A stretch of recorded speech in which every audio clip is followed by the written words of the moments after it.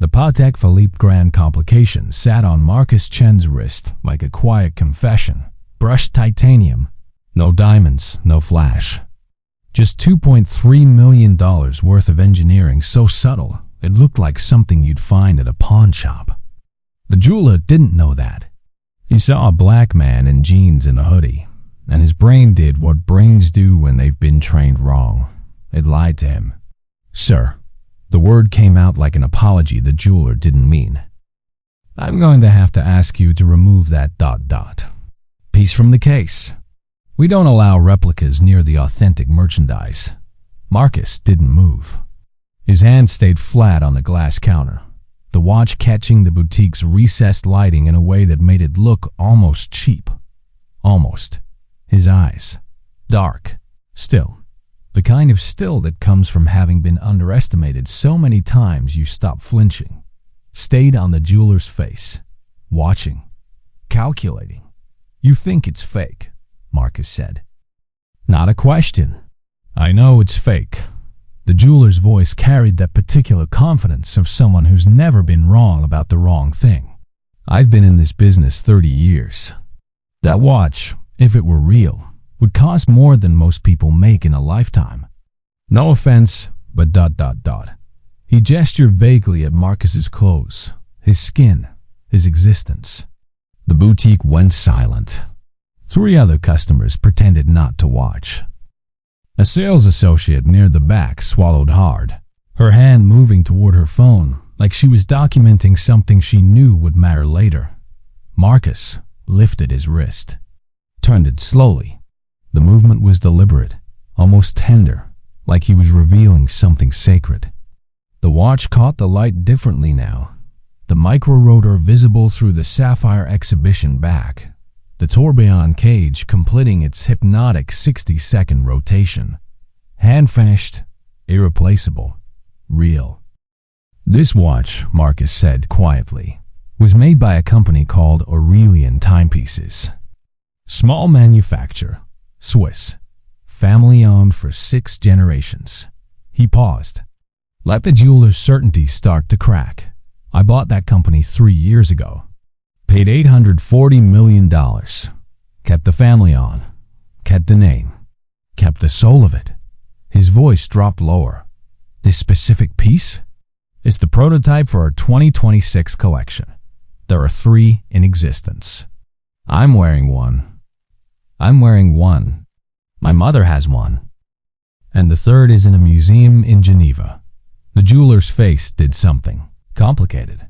A collapse that started in his eyes and spread downward like a building losing its foundation.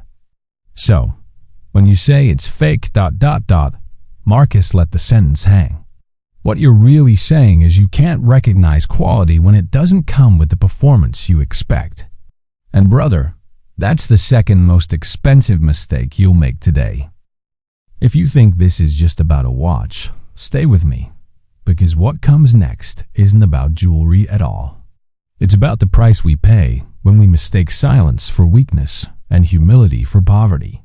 What the jeweler didn't know, what nobody in that boutique knew, was that Marcus Chen wasn't just a billionaire who happened to own a watch company. He was the man who'd built an empire by being consistently, ruthlessly underestimated. And he'd learned a long time ago that the people most confident in their prejudices were the easiest to destroy. Not with anger, with patience. And if you want to see how a man turns humiliation into leverage, how he builds monuments out of moments like these, keep watching. Because this story doesn't end with an apology. It ends with an acquisition. Marcus Chen grew up in the kind of neighborhood where people fix things instead of replacing them. South Memphis. 1987. His father ran a small watch repair shop wedged between a bodega and a storefront church that only opened on Sundays and smelled like pine sol and redemption. The shop was called Chun and Son, even though Marcus was only 7 and couldn't tell the difference between a mainspring and a minute hand. His father, though, David Chen, could take apart a Seiko 5, blindfolded, and put it back together with the kind of reverence most people reserved for prayer. He'd come from Guangzhou in 1979 with $400, a student visa, and a skill set that included Mandarin, Cantonese, and the ability to repair anything that ticked. America had promised him opportunity. What it delivered was a 2-room apartment above a laundromat and a clientele that paid in crumpled bills and sometimes didn't pay at all. But David Chen didn't complain. He taught Marcus the language of gears and jewels, of escapements and balance wheels. A watch, he'd say, holding a disassembled movement up to the light, is just a promise that someone kept. Every part has to trust every other part. No shortcuts. No lies. Marcus learned young that trust was the most expensive component in any mechanism. He also learned what it meant to be invisible. The customers who came to Chen & Son were mostly black folks from the neighborhood, postal workers, bus drivers, churchgoers who wore their good watches on Sundays and needed them fixed by Friday. They trusted David because he didn't talk down to them. He didn't upsell. He fixed what was broken and charged what was fair. But the white customers, the ones who wandered in by accident or because they'd heard David was cheap, they looked at him different. They asked if he really knew what he was doing. They counted their change twice. They made jokes Marcus didn't understand, but felt in his chest like small collapses. One time, a man in a suit brought in a Rolex Submariner. It was the first real luxury piece Marcus had ever seen up close. His father handled it like it was made of something holy, took it apart, cleaned every component, replaced the gaskets, regulated it to within 2 seconds a day. The man came back a week later, picked it up, looked at the bill, $150, and laughed. "You sure you didn't swap out the real one for a fake?" David Chen didn't blink. "You can take it to another jeweler. Have them verify." The man did. Came back sheepish. Paid. Never apologized. Marcus was 12. He watched his father's face the whole time, the way it stayed smooth, unreadable, like a movement plate with no decoration, no emotion, just function. "Why didn't you say something?" Marcus asked after the man left. David looked at him. "Because men like that don't hear you when you're angry. They only hear you when you're right." He tapped the workbench. "So you make sure you're always right. And you make sure they need you. That's the only power we get, son. Being so good they can't afford to disrespect us." Marcus carried that lesson like a balance weight. It kept him steady through the years that followed. Through his father's heart attack when Marcus was 16. Through the months he ran the shop alone while his mother worked double shifts at Methodist Hospital. Through the white classmates at Christian Brothers High School who asked if his family owned a restaurant and looked confused when he said no. He got into MIT on a full scholarship. Studied mechanical engineering. Came back to Memphis for summers and worked at the shop, his hands remembering the old rhythms even as his mind learned new ones. CAD software, material science, the physics of precision. His father died the summer before Marcus's senior year. Aneurysm. Quick. No warning. Marcus came home to find his mother sitting in the shop, surrounded by disassembled watches she didn't know how to fix, crying in a way that sounded like machinery breaking. He graduated. Got recruited by 3 different firms. Chose the one that paid the least but gave him the most freedom. A small, boutique consultancy in New York that specialized in luxury goods authentication and supply chain optimization. It was boring work, necessary work. The kind of thing that taught you how industries actually ran, not how they pretended to. Marcus learned that the luxury watch industry was built on mythology and gatekeeping.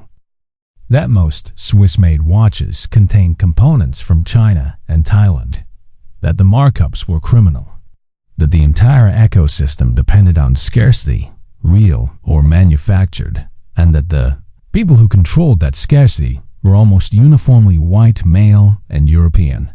He also learned that there were cracks in the system, small manufacturers going bankrupt, family businesses without heirs, Brands with histories, but no capital. Marcus started investing. Small stakes. He'd buy a dying brand, restructure it, hire the old craftsman back, modernize the production without killing the soul. Then he'd sell it, profitably, quietly. By the time he was 32, he had $40 million and a reputation as the guy who could save watch companies nobody else cared about. By the time he was 35, he had $400 million and owned 6 brands outright. By the time he was 38, he'd bought Aurelian timepieces for $840 million, the 6th generation. Swiss manufacturer that made watches for people who didn't need to prove anything to anyone. And that watch on his wrist? The one the jeweler called fake? It was the first piece Marcus designed after his mother died. The prototype. The promise he kept to his father, rendered in titanium and sapphire. No shortcuts. No lies. The boutique was called Kensington & Gray. Flagship location, 5th Avenue, New York. Secondary locations in Beverly Hills, Miami, Dubai. The kind of place that didn't advertise because it didn't need to. If you knew, you knew, you knew. If you didn't, you couldn't afford to. The jeweler's name was Thomas Kensington III, 3rd generation. His grandfather had opened the first location in 1962. Back when 5th Avenue still had a dress code and the clientele was uniformly white, uniformly old money, uniformly sure of their place in the world. Thomas III had inherited that certainty along with the business.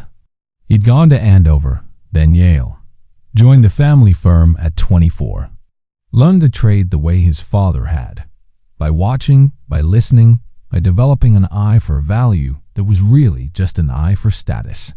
He was good at his job. He knew gems. He knew metals. He knew which clients wanted to be seen and which ones wanted privacy. He knew how to sell a $200,000 necklace to a hedge fund manager's mistress and make her feel like a queen. He knew how to spot a fake Cartier from 20 feet away. What he didn't know, what his entire education and upbringing had protected him from knowing, was what it felt like to be doubted.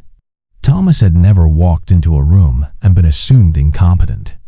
Never had a salesperson follow him around a store. Never been asked if he could afford something before he'd even touched it. His whole life had been a series of doors opening before he reached them, of assumptions made in his favor, of benefit of the doubt dispensed like oxygen. So when Marcus Chen walked into Kensington & Gray that Tuesday afternoon, hoodie, jeans, beat-up Nikes, wearing a watch Thomas's brain categorized as knockoff within 3 seconds. Thomas didn't think he was being racist. He thought he was being observant. The boutique security system recorded everything. Later, when the lawyers reviewed the footage, they'd see the exact moment Thomas made his decision. Marcus walked in, looked around, moved toward the vintage Patek Philippe display, put his hand on the glass. And Thomas, standing near the back, watching, made a face like he'd just smelled something sour. He walked over, professional, polite, the kind of polite that's really a weapon. "Sir, I'm going to have to ask you to remove that piece from the case. We don't allow replicas near the authentic merchandise." On the video, you can see Marcus's face, the stillness, the way his jaw tightens just slightly, like he's biting down on something sharp, the way he doesn't look away. "You think it's fake," Marcus says. "I know it's fake. The rest is history. The kind that gets recorded, archived, and replayed in business schools as a case study in catastrophic misjudgment." But here's what the video doesn't show. What Thomas was thinking in that moment. He wasn't thinking about Marcus as a person. He wasn't thinking about the possibility that he might be wrong. He was thinking about the other customers in the boutique. The white couple browsing the Cartier bracelets. The older woman trying on Bulgari rings. The young guy in the Armani suit looking at cufflinks. He was thinking about how it would look if he didn't say something. How it would affect the boutique's reputation if word got out that they'd let some random guy in streetwear touch the merchandise. Thomas was protecting his brand. That's what he'd tell himself later. He was doing his job. What he didn't realize, what he couldn't have realized, because his entire life had insulated him from the consequences of being wrong, was that the man he was condescending to had the power to end him. Not with violence, not with outrage, with money. Marcus didn't raise his voice, didn't make a scene. He simply explained who he was, what the watch was, and why Thomas's certainty was going to cost him everything. Then he left. The video shows Thomas standing there, frozen, his face doing that complicated thing faces do when the floor disappears. One of the sales associates, a young woman named Keisha, who'd been working at the boutique for 8 months and had watched the whole interaction with increasing horror, walked over. "Mr. Kensington," she said quietly. That was Marcus Chen.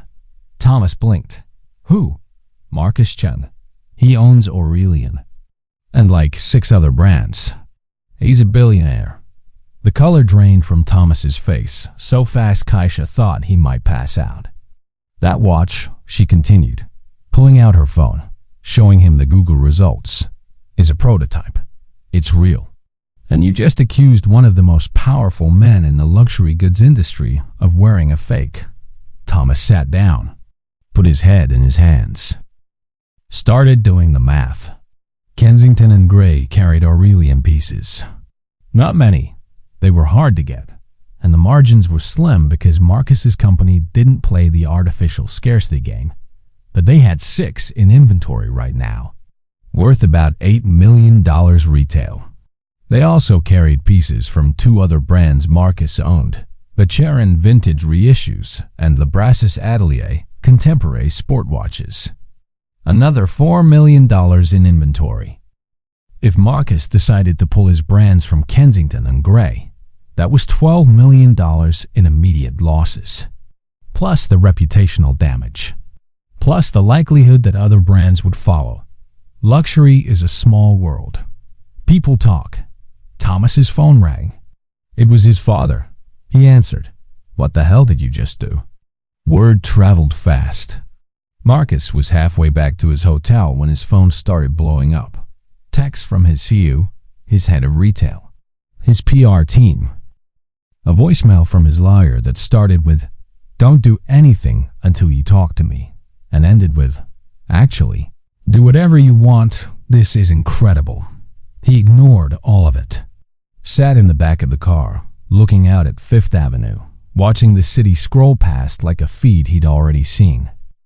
His assistant, Priya, a terrifyingly competent woman in her 30s who'd followed Marcus from firm to firm because she liked working for people who didn't waste her time, turned around in the front seat.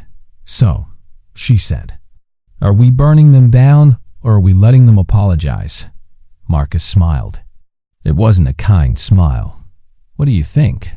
"I think Thomas Kensington III just learned that his grandfather's reputation can't protect him from his own stupidity." Priya pulled out her tablet. "I've already drafted 3 scenarios. Scenario 1. We pull all our brands from their stores, issue a statement, let the internet do the rest. Scenario 2. We accept an apology, donate the equivalent of their annual profits to a racial justice nonprofit, make them very publicly grovel. Scenario 3... Scenario 3? Priya's smile was sharper than his. "We buy them," Marcus laughed. Actually laughed. "They're not for sale. Everything's for sale if you pay enough." And right now, Thomas Kensington is panicking. His father's panicking. Their board is panicking. You wait 48 hours. Let the story leak. Let social media do its thing. And then you make an offer they can't refuse. She paused. Also, it would be really funny. Marcus considered it. The idea had a certain poetry to it. Kensington and Gray, the epitome of old money gatekeeping, owned by a first-generation Chinese American from South Memphis, who'd been called a fraud in their own store. His phone rang. Unknown number. He answered. "Mr. Chen." The voice was older, tired. This is Richard Kensington, Thomas's father. I'd like to apologize. Marcus put the phone on speaker so Priya could hear. Go ahead. My son made a terrible mistake today. An inexcusable mistake. I've been in this business for 40 years, and I can tell you that what happened is not reflective of our values or your values. Marcus's voice was still quiet, still controlled. Mr. Kensington, your son didn't make a mistake. He made an assumption, and that assumption was based on the fact that I'm not white. You can call it a mistake if that makes you feel better, but let's be honest about what it was. Silence on the other end. Long enough that Marcus wondered if Richard had hung up. You're right, Richard said finally, and I don't have an excuse. I'm calling to ask what we can do to make this right. You can't, Mr. Chen. You can't make it right. You can apologize. You can fire your son. You can issue a statement. But you can't undo the fact that this is who you are. This is what your business is built on. The assumption that people who look like me don't belong in spaces like yours. Marcus paused. But here's what you can do. You can sell me your company. Another silence. This one felt different. Heavier. You're serious, Richard said. I'm always serious. Kensington and Gray is a family business.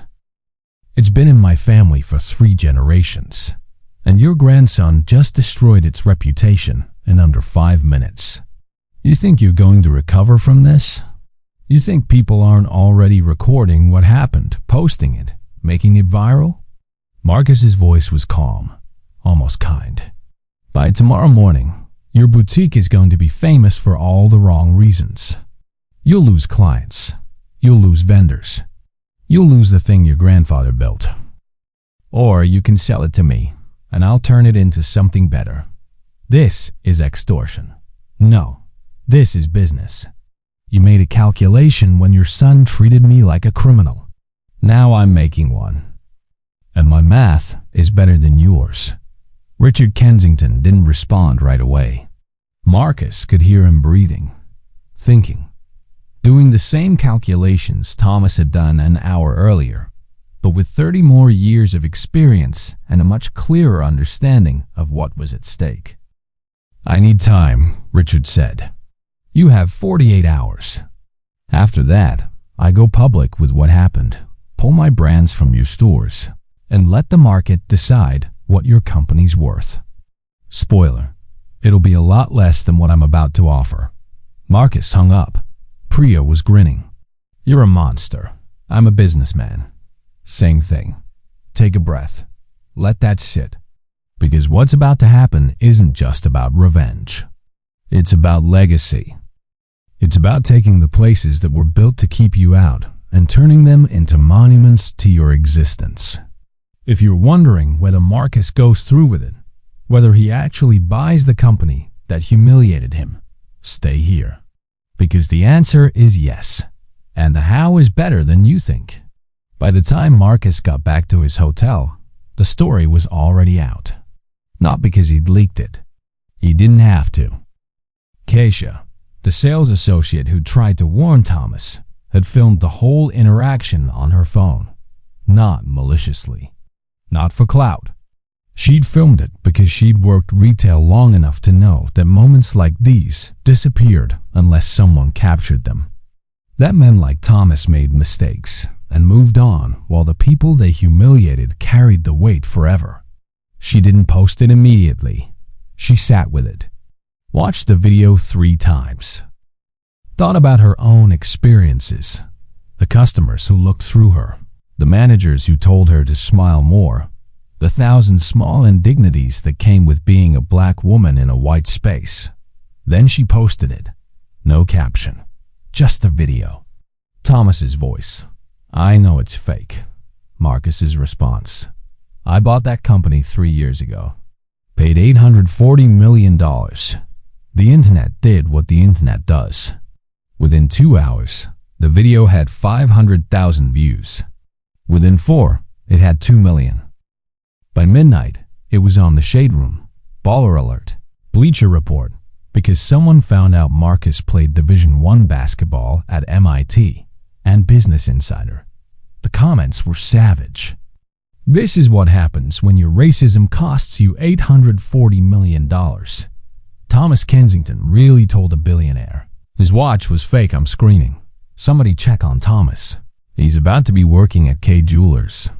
This is the most expensive L I've ever seen someone take in 4K. The memes started almost immediately. Screenshots of Thomas's face. That moment of realization, photoshopped into historical disasters. The Titanic, the Hindenburg, the Fire Festival. But the conversation wasn't just jokes. People started sharing their own stories. The boutiques that followed them. The stores that asked if they were sure they could afford this. The restaurants that seated them near the bathroom.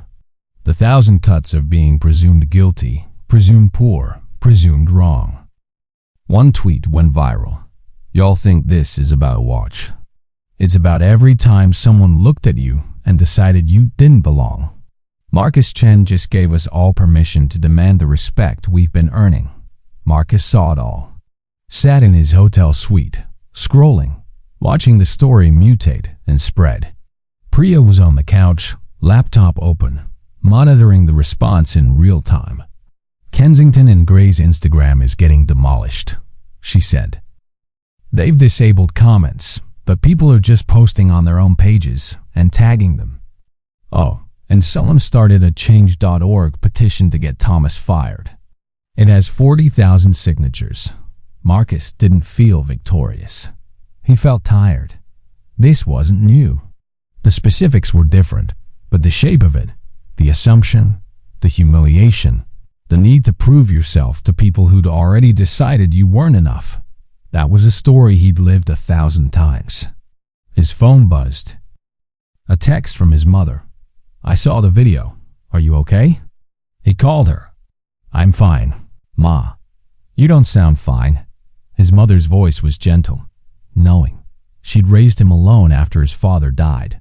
Worked herself to exhaustion so he could have opportunities she'd never had.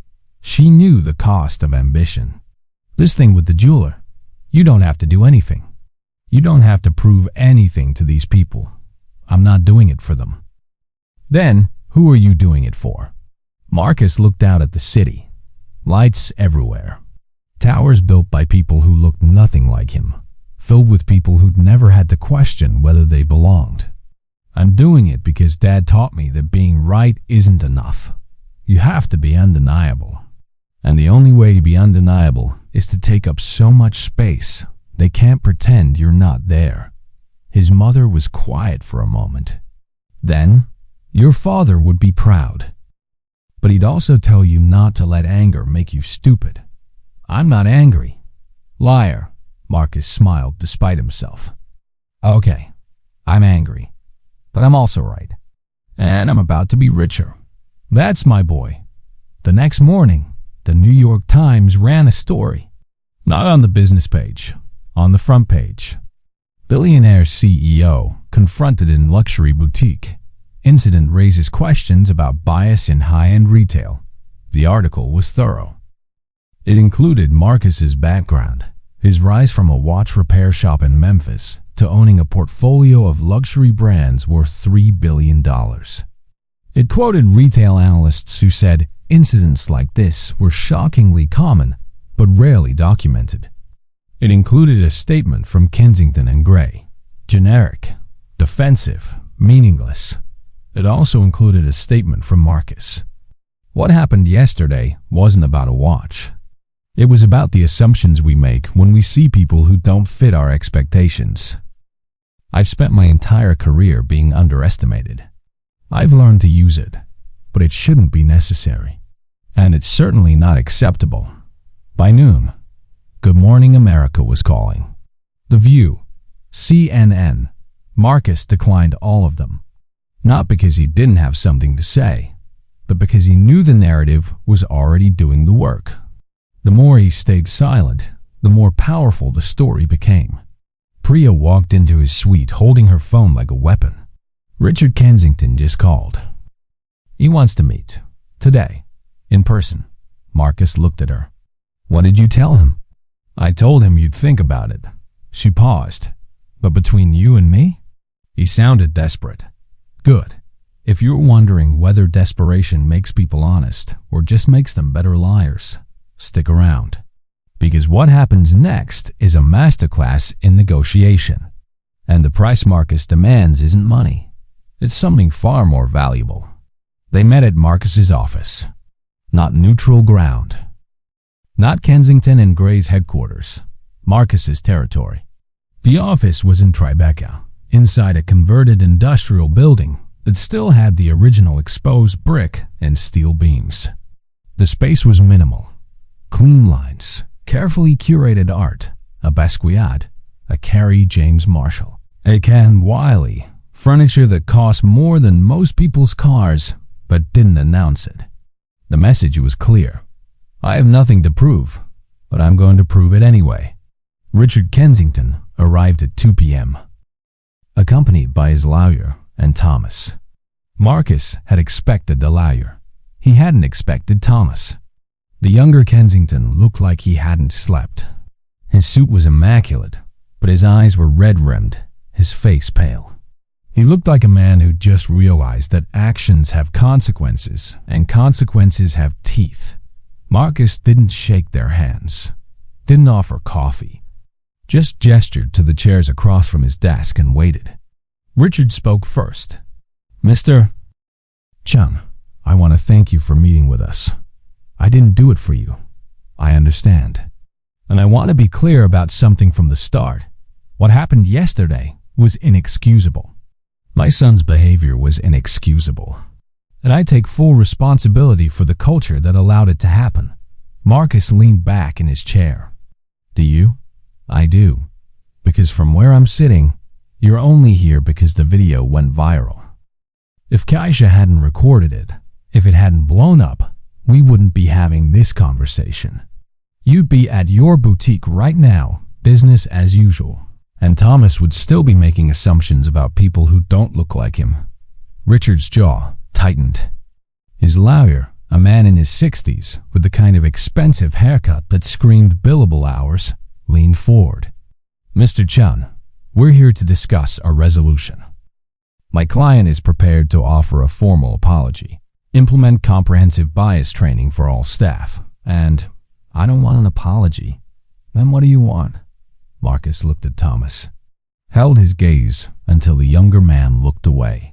I want to buy your company. The lawyer blinked. Excuse me? You heard me. I want to acquire Kensington and Gray. All locations, all assets, all intellectual property. And I want you to stay on as a consultant for 1 year to ensure a smooth transition. He turned to Richard. After that, you're free to retire with whatever dignity you have left. Richard's face was unreadable. Richard's face was unreadable. You're serious. I'm always serious. Kensington, Gray is not for sale. Everything's for sale. Marcus pulled out a folder, slid it across the desk. I have my team run the numbers. Your company is currently valued at approximately $240 million. That's generous, by the way. Your revenue's been declining for 3 years. Your client base is aging out. Your brand reputation, which was your primary asset, is now associated with racism and incompetence. By next quarter, you'll be worth half that. Richard opened the folder, scanned the first page. His face went gray. I'm offering you $200 million. Cash. Immediate transfer. You walk away. You keep your personal assets, and you never have to explain to your grandchildren why the family business collapsed because your son couldn't recognize a billionaire when he saw one. The lawyer started to speak, but Richard held up a hand. And if we refuse, then I pull all my brands from your stores. I contact every other vendor you carry and suggest they do the same. I make sure every business publication in America knows that Kensington and Gray is a liability. And then I watch your company die slowly. Marcus's voice was calm, clinical. Or you take the money and I turn your boutique into something that actually serves the community instead of gatekeeping it." Thomas finally spoke. His voice was hoarse. "I didn't mean—" "Yes, you did." Marcus cut him off. "You absolutely meant it. You saw a black man in casual clothes, and you decided he was a fraud. You didn't hesitate. You didn't ask questions. You just knew. And that knowing, that certainty, that's exactly what I'm buying. I'm buying the right to dismantle it." The room went silent. Richard closed the folder, looked at his son, looked at his lawyer, then back at Marcus. "I need 48 hours to discuss this with my board. You have 24. After that, the offer drops by $10 million every 12 hours. That's business. Mr. Kensington, you taught me that. Well, not you specifically, but men like you. Men who build empires on exclusivity and assumptions. I learned that the only way to dismantle a gate is to own it. So I'm going to own yours." They left. Priya walked in 30 seconds later, grinning like she'd just witnessed something holy. "You're insane. I'm effective. They're going to take it. You know that, right? They don't have a choice." Marcus nodded. He'd known from the moment Richard walked in that this was already over. The Kensingtons weren't negotiating. They were mourning. His phone buzzed. A text from Kaisha, the sales associate.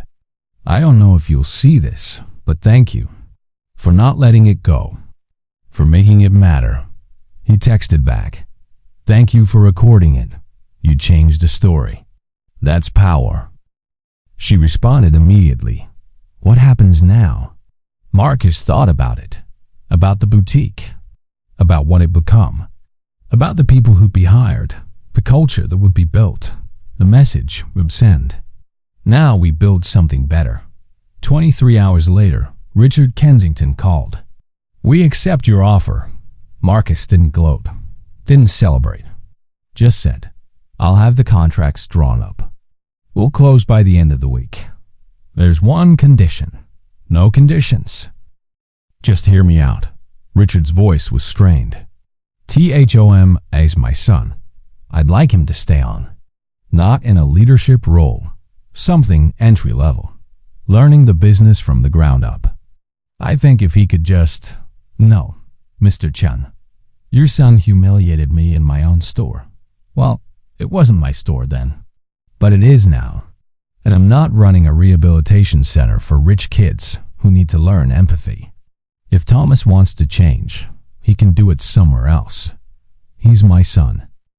And I'm sure you love him, but love doesn't erase harm, and it doesn't entitle him to redemption at my expense." Marcus paused. "You want to help him? Teach him what you should have taught him 30 years ago. That people aren't less valuable because they don't look like you. That respect isn't something you give conditionally. That silence in the face of injustice is just cowardice with better branding." Richard was quiet for a long time. "You're right. I know. For what it's worth. I'm sorry. Not just for what happened. For all of it. For the industry we built. For the people we kept out. For thinking that tradition was more important than humanity." Marcus believed him. That was the strange thing. Richard Kensington wasn't a cartoon villain. He was just a man who'd never had to question the water he swam in, and now, too late, he was drowning in it. "Apologies don't change the past," Marcus said, "but they can change the future. So when you leave this company, when you step away, apologies don't change the past," Marcus said, "but they can change the future. So when you leave this company, when you step away, I want you to take that sorry and do something with it. Mentor young people who don't look like you. Fund scholarships. Use whatever platform you have left to dismantle the systems you spent 60 years building." "That's the only apology I'll accept," Richard exhaled. "I'll do that. Good. See you at closing." The paperwork took 4 days. Marcus's legal team moved like a military operation. Due diligence, contract negotiations, regulatory filings. All of it executed with the kind of precision that comes from having unlimited resources and a clear objective. By Friday afternoon, Kensington & Gray was no longer a family business. It was Marcus Chen's newest acquisition. He didn't make a big announcement, didn't call a press conference, just issued a brief statement through his PR team. Today, I'm proud to announce the acquisition of Kensington & Gray. This brand has a long history in luxury retail, and I'm committed to honoring that history while building a future that reflects the world we actually live in, diverse, dynamic, and uncompromising in its pursuit of excellence. Changes are coming. Stay tuned. The internet, predictably, lost its mind. Marcus Chen just pulled off the most expensive "How You Like Me Now" in history. From "That watch is fake" to "I own your whole company" in 1 week. This is cinema. Thomas Kensington woke up employed, at his family business, and went to bed unemployed because he couldn't recognize a billionaire. Kids, this is why we don't judge books by their covers. But the reactions Marcus cared about weren't from Twitter. They were from people like Keisha, who texted him, "Does this mean I still have a job?" He called her directly. "Not only do you still have a job," he said, "you're being promoted. I need someone who actually understands what customer service means. Someone who sees people instead of stereotypes. You interested?" Keisha was silent for a moment. Then, "What's the position?" "Director of Customer Experience. You'll oversee training, hiring practices, store culture. Basically, you'll make sure what happened to me never happens to anyone else. I've only been in retail for 2 years. And you did more to change this industry in 2 minutes than most executives do in a lifetime. Experience is overrated. Integrity isn't. You want the job or not?" "Yes. Oh my God, yes. Good. Start Monday. And Keisha, thank you. For seeing. For recording. For giving a damn. Thank you for not letting them get away with it." The real work began immediately. Marcus didn't just want to own Kensington & Gray. He wanted to transform it. Not into something unrecognizable, but into something better. A version of luxury retail that didn't require assimilation or apology. First move. He fired Thomas, publicly. The termination letter was brief and devastating. Mr. Kensington's judgment and conduct are inconsistent with the values this company aspires to embody. Effective immediately, his employment is terminated. Second move. He rehired the entire sales staff and told them they had 6 months to prove they understood the new culture. Those who didn't would be replaced. No exceptions. Third move. He brought in Keisha and 3 other employees of color to form an advisory council. Their job was simple. Identify every policy, practice, and cultural norm that made customers feel unwelcome. Then dismantle it. The list was long. The dress code that implicitly favored European aesthetics. The discretion policies that gave employees permission to profile. The VIP programs that were really just exclusivity theater. The marketing that featured only white models. The assumption that luxury meant homogeneity. Marcus didn't just tweak these things. He obliterated them. New dress code. Wear what makes you feel powerful, as long as it's clean and professional. New training. Implicit bias workshops led by actual experts, not corporate consultants. New marketing. Campaigns featuring Black, Brown, Asian, Indigenous faces wearing pieces that cost more than cars. Shot by photographers who understood that luxury isn't a skin tone. And the biggest change. He opened a new location in South Memphis. Same street where his father's shop used to be. Same block where Marcus learned that a watch is just a promise someone kept. He called it Chen & Son, not a boutique, not a flagship. A watchmaking school, free for anyone who wanted to learn. Funded entirely by the profits from Kensington & Gray. The curriculum included horology, business, design, and, most importantly, the history of who got to make luxury and who got excluded from it. The first class had 30 students. 24 were black or brown. 18 were women. All of them had been told at some point that they didn't belong in spaces like these. Marcus taught the first session himself. A watch, he told them, standing in front of a workbench that looked exactly like his father's, is just a promise that someone kept. Every part has to trust every other part. No shortcuts, no lies. He held up his Patek Philippe prototype. This watch was called fake by a man who couldn't imagine someone like me owning something this valuable. But he was wrong. Not about the watch, about the value. Because the most valuable thing I own isn't this piece. It's the refusal to let people like him define what I'm capable of. He set the watch down. You're here because someone, maybe a parent, maybe a teacher, maybe just yourselves, refused to accept the story the world told about who you could be. My job isn't to teach you how to fix watches. It's to teach you how to fix the industry that broke people like us out of it. And then, if you want, to build your own. One student, a young black woman named Amara, who'd been working at a pawn shop and teaching herself watch repair from YouTube videos, raised her hand. What if we're not good enough? Marcus smiled.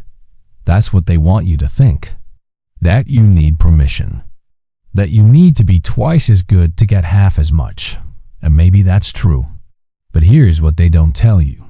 When you're twice as good and you still get half as much, you don't accept it. You take the whole thing. You build your own table. And you make sure the next generation doesn't have to. Amara nodded, wrote something down.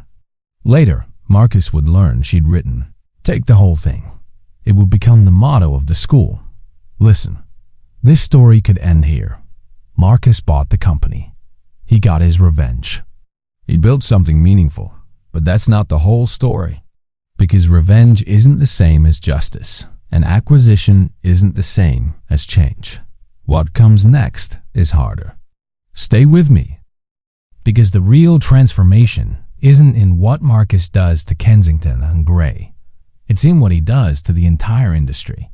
And whether you're in luxury, tech, finance, or just trying to exist in spaces that weren't built for you, this part matters. 6 months after the acquisition, Marcus did something nobody expected. He invited Thomas Kensington to lunch. Not at a restaurant, not at his office, at Chun & Son, the watchmaking school. Neutral ground that was actually the most deliberate territory Marcus could choose. Thomas showed up 15 minutes early, looking like a man who'd been fired, divorced, and audited all in the same year. He'd aged in 6 months. The confidence was gone. What remained was something raw. Maybe humility. Maybe just fear. Marcus was already there, sitting at one of the workbenches, disassembling a vintage Omega Seamaster.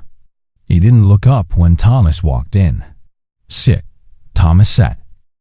Marcus continued working. The silence stretched. Finally, Thomas spoke.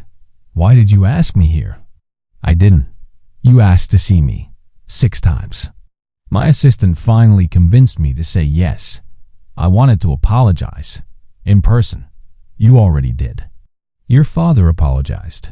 Your lawyer apologized. I got a handwritten note from your mother. I'm good on apologies. Then what do you want from me?" Marcus set down his tools. Looked at Thomas for the first time. "I want you to understand what you did. Not the headlines. Not the "I made a mistake" version you've been telling yourself. I want you to sit with the fact that you looked at me and decided I was less than. And I want you to understand that you're not special. You're just a symptom." Thomas flinched. "I know I was wrong. Do you? Because from where I'm sitting, you're sorry you got caught. You're sorry it cost you your job. You're sorry the internet made you a meme. But are you sorry for the actual harm? For the 1,000 other times you did this and nobody called you out? For every customer who walked into your boutique and felt exactly what I felt, that they had to prove their humanity before you grant them basic respect?" "Yes," Thomas's voice cracked. I am. Marcus studied him, trying to decide if he was lying, trying to decide if it even mattered. Here's what's going to happen, Marcus said. You're going to work here, at this school. Not as a teacher, as a student. You're going to learn watchmaking from the ground up. You're going to learn it from people who look nothing like you, who grew up with nothing like you, who've been underestimated their entire lives. And you're going to sit with how that feels. I don't understand. You don't have to. You just have to show up every day for a year. No cameras, no PR, just you learning a craft from people you wouldn't have looked twice at 6 months ago. Marcus paused. And if you make it through, if you actually learn something about humility and labor and what it means to build instead of inherit, then maybe you'll be worth something other than a cautionary tale. Thomas blinked. You're offering me a chance. I'm offering you work. What you make of it is up to you. Why? Marcus reassembled the Omega, tested the crown, listened to the movement tick. Because my father taught me that everyone deserves the opportunity to be better, not the guarantee. The opportunity. You want it or not? Thomas looked around the school, at the students bent over workbenches, at the tools, at the photographs on the wall. Marcus's father, young and smiling, holding a watch he'd just repaired. I'll take it. Good. You start Monday.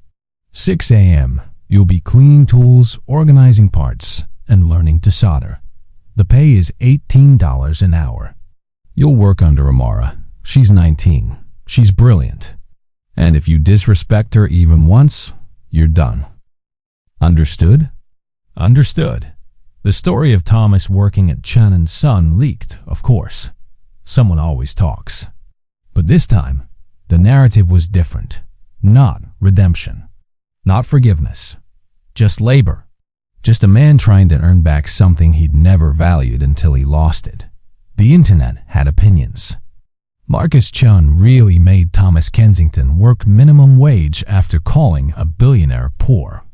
This is the energy we need. Y'all calling this redemption, but it's really just consequences with a syllabus.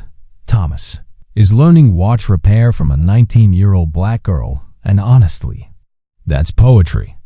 But the most viral tweet came from Amara herself, teaching the guy who would have ignored me in his store 6 months ago. Not gonna lie, it's weird, but also, he's learning slowly, and maybe that's all we can ask. That people who mess up actually do the work to be better, not perform it. Do it. Marcus retweeted it without comment. The real reckoning, though, wasn't with Thomas. It was with the industry. Kensington and Gray, under Marcus's leadership, became something the luxury world had never seen. A boutique that actively courted diversity, that featured black and brown sales associates in leadership, that hosted events in neighborhoods the old guard had redlined, that sold $300,000 watches to tech founders, athletes, and artists who'd been told they didn't fit the brand. Sales exploded. Turns out, when you stop gatekeeping luxury and start treating it like what it actually is, beautiful objects that anyone with taste and resources can appreciate, you make a lot more money. Other brands took notice. Within a year, 3 major luxury conglomerates had reached out to Marcus, asking for consultation on diversity initiatives. He said no to all of them. You don't need me to tell you how to treat people like people, he told one CEO in an email that later leaked. You need to interrogate why you built a business that requires consultants to teach you basic humanity.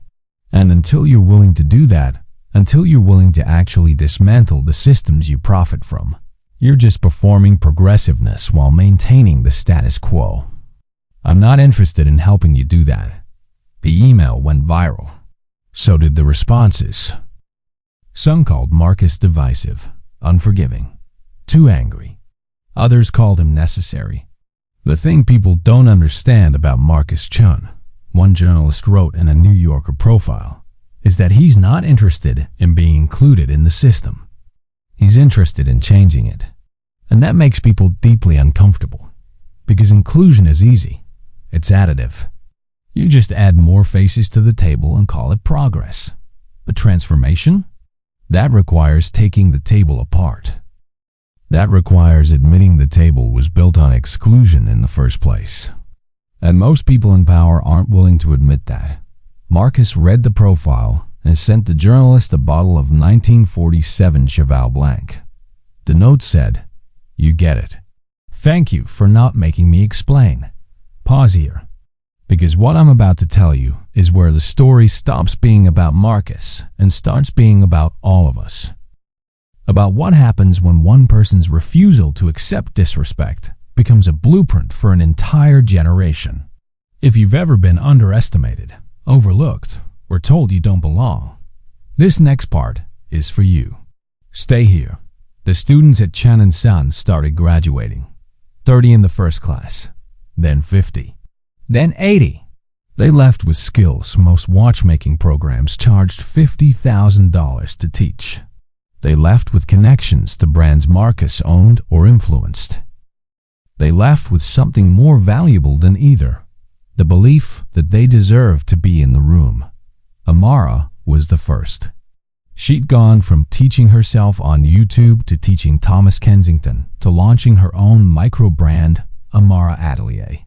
Her first piece was a hand-wound mechanical watch with a case inspired by Memphis architecture and a dial that referenced the Mississippi River.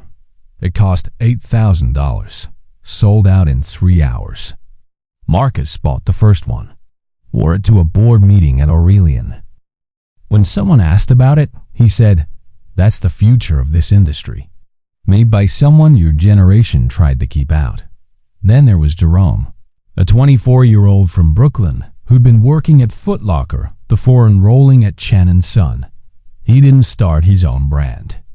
Instead, he got hired by Vassar & Constantin, one of the oldest, most prestigious Swiss manufacturers, as an apprentice watchmaker.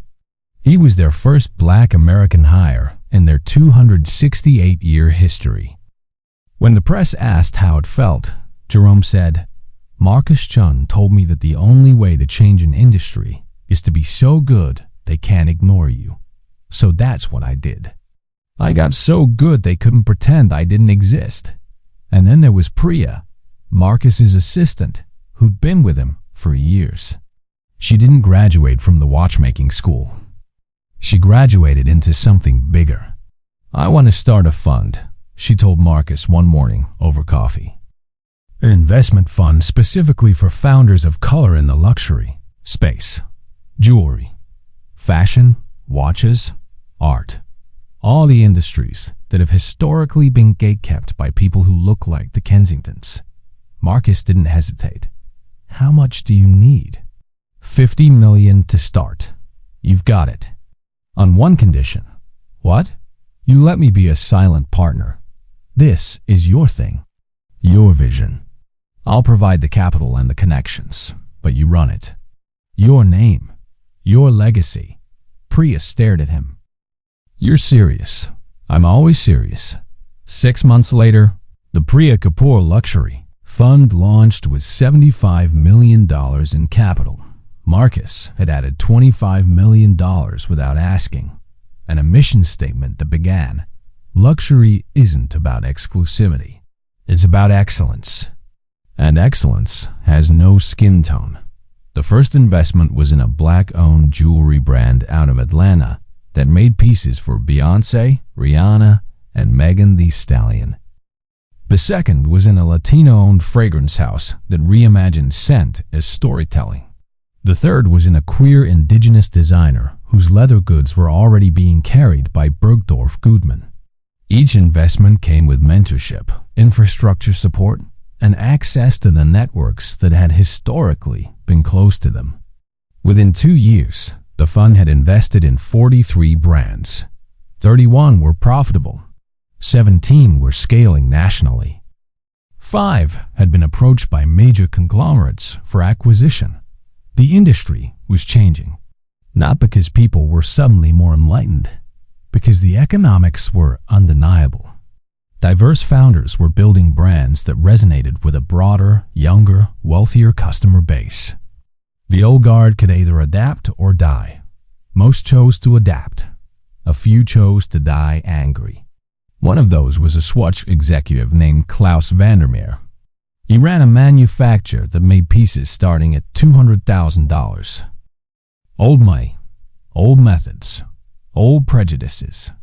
At an industry conference in Geneva, he gave a speech about the erosion of traditional values in haute horlogerie. There was really just a dog whistle about Marcus and everyone like him. "We've allowed the industry to be diluted," Klaus said, standing at a podium in front of 500 of the world's most powerful watch executives. "We've prioritized access over excellence. We've confused democratization with devaluation. And now we're seeing the consequences. Brands run by people who didn't grow up in this world. Pieces marketed to customers who don't understand the history. A generation that thinks luxury is about Instagram rather than inheritance." He didn't say Marcus's name. He didn't have to. Marcus was in the audience. He'd been invited to speak on a panel about innovation. He sat through Klaus's speech without expression. When it ended, he stood up. "May I respond?" he asked. The moderator looked nervous. "Mr. Chen, I'm not sure I'll be brief." Klaus, still at the podium, looked like he'd just swallowed glass. But he stepped aside. Marcus walked to the front, looked out at the room. Every major player in the industry was there. Every person who'd ever looked at him sideways. Every gatekeeper who'd assumed he didn't belong. "Klaus is right about one thing," Marcus said. "This industry is changing, but it's not eroding. It's evolving. And the people most threatened by that evolution are the ones who benefited from the old system. The system that said luxury was only for people who looked a certain way, spoke a certain way, came from certain families." He paused. "That system made you rich. I get it. But it also kept out everyone who didn't fit your narrow definition of who deserved beauty, who deserved craftsmanship, who deserved to own a piece of history." He looked directly at Klaus. "You say I don't understand the history, but I do. My father spent 40 years repairing watches for people who couldn't afford new ones. He understood that every piece tells a story. And the story you're telling, the one where only certain people get to be part of this world, that story is over. Not because I said so, because the market said so, because the next generation said so, because the people you've been ignoring are now the people buying, making, and defining what luxury means." The room was silent. So yes, things are changing. And you can either be part of that change, or you can be a relic we study in business school as a case study on how fear of evolution leads to extinction. Marcus stepped away from the podium, walked back to his seat. The room stayed silent for another 5 seconds. Then someone started clapping. Then another. Then the whole room. Klaus left the stage without a word. If you think that moment was the climax, you're wrong. Because the real transformation isn't in the speeches or the acquisitions or even the schools. It's in what happens when the people who were kept out start keeping themselves in. When they stop asking for permission and start taking space. That's what comes next. And if you're ready to see what an entire generation of people who refuse to be underestimated can build, stay right here. 5 years after Marcus bought Kensington and Grey, the landscape of luxury had fundamentally shifted.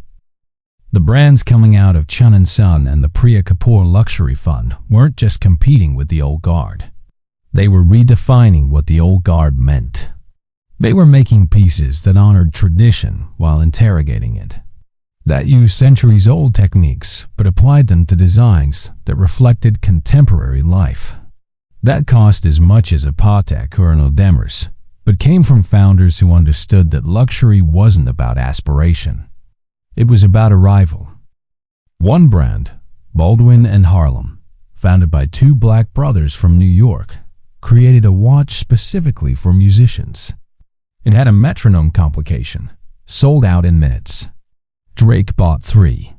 Another brand, Tierra, founded by a Mexican-American woman from San Antonio, made jewelry that incorporated meteorite fragments and ancient turquoise, sourced from indigenous communities, with every piece funding educational programs on native lands. Zendaya wore their work to the Met Gala. And Marcus? He kept building. He acquired 2 more Swiss manufacturers, launched a partnership with a Japanese movement maker, opened Chen & Son locations in London, Paris, Lagos, and São Paulo, funded scholarship programs at HBCU engineering schools, invested in supply chain transparency so customers knew exactly where every component came from and who profited. He also did something nobody expected. He made his business practices open source. Every contract, every vendor agreement, every salary band, every diversity metric, all of it published online, freely available for anyone who wanted to build a similar model. Why would you do that? A Bloomberg reporter asked him. You're giving away your competitive advantage. My competitive advantage, Marcus said, is that I actually give a damn. You can't open source that. And if someone copies my business model and does it better, good. That means more people win. That means the industry gets better. I'm not trying to be the only one at the table. I'm trying to build a bigger table. The interview went viral. Professors assigned it in MBA programs. It got cited in TED Talks. It became the kind of thing people referenced when they wanted to sound like they understood ethical capitalism, even though most of them didn't. But Marcus wasn't interested in being a thought leader. He was interested in results. And the results were undeniable. By 2030, Marcus Chen's portfolio of brands was worth $8 billion. Kensington and Gray, rebranded as the Kensington, was generating $500 million in annual revenue. Chen & Son had graduated over 800 students. The Priya Kapoor Luxury Fund had invested in 127 brands, with a return rate that made traditional venture capitalists look incompetent. But the real victory wasn't in the numbers. It was in the culture. Walk into any luxury boutique in New York, London, Paris, Tokyo, and you'd see faces that didn't exist there a decade earlier. Black faces, brown faces, Asian faces, queer faces, bodies that didn't conform, styles that didn't assimilate. And behind the counters, in the workshops, in the boardrooms, the same. The industry hadn't just opened its doors. It had been forced to rebuild them. Marcus turned 45 on a Tuesday. He didn't celebrate, just worked. Reviewed designs for Aurelian's 2032 collection. Met with Keisha, who was now VP of Global Operations at the Kensington. Had lunch with his mother, who still lived in Memphis and still asked him when he was going to slow down. Never, he said, smiling. Your father would be proud, but he'd also tell you to take a vacation. I'll take a vacation when the work's done. Lady, the work is never done. She was right. Marcus knew that. But he also knew that the work wasn't the point. The point was the momentum. The way each win created space for the next. The way each person who succeeded made it easier for the next person to even try. That evening, he got a call from Thomas Kensington. They hadn't spoken in 3 years. Thomas had finished his year at Chen & Son, graduated quietly, disappeared from public life. Marcus assumed he'd moved on, rebuilt privately, maybe found something resembling peace. I wanted you to know, Thomas said. I'm teaching now. Teaching what? Watchmaking. At a community college in New Haven. It's a new program. We're trying to replicate what you did at Chen & Son, but in the public education system. Make it accessible for people who can't afford private schools. Marcus was quiet for a moment. How's it going? Slowly. But the students are incredible. Most of them have never touched a watch movement before, but they're hungry. They want to learn. They want to build. Thomas paused. I think about what you said. about being a symptom. I can't undo what I did, but I can maybe be part of the solution, or at least not part of the problem anymore. That's all any of us can do. Thank you for not giving up on me when you had every reason to. I didn't do it for you.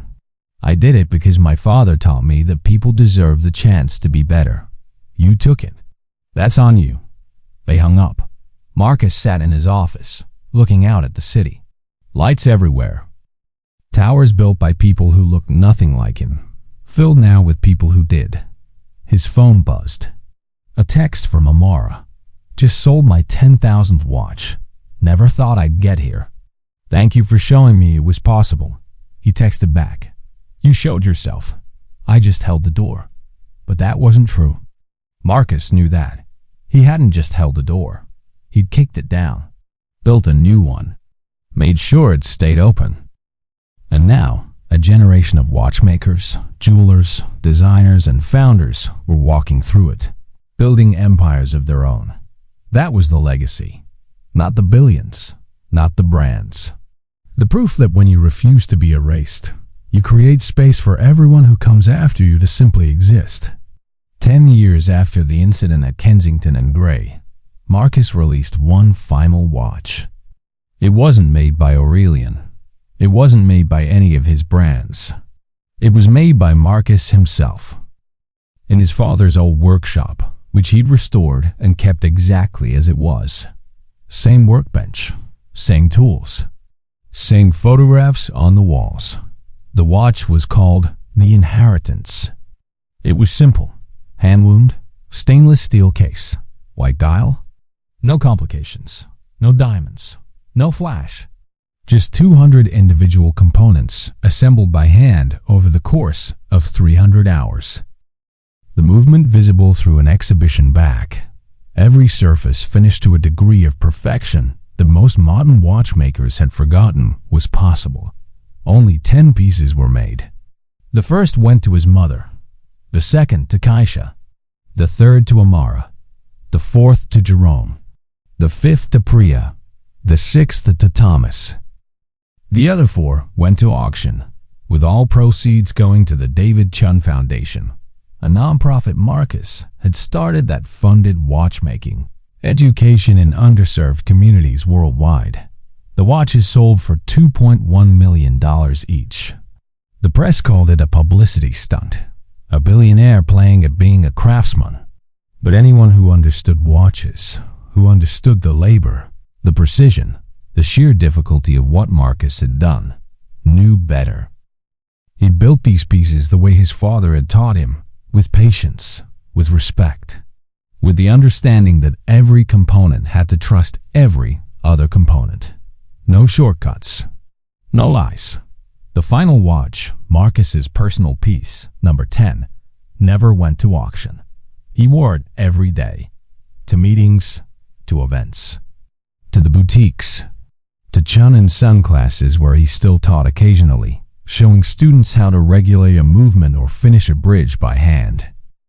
One day, a young student asked him, "Mr. Chun, why do you still make watches yourself?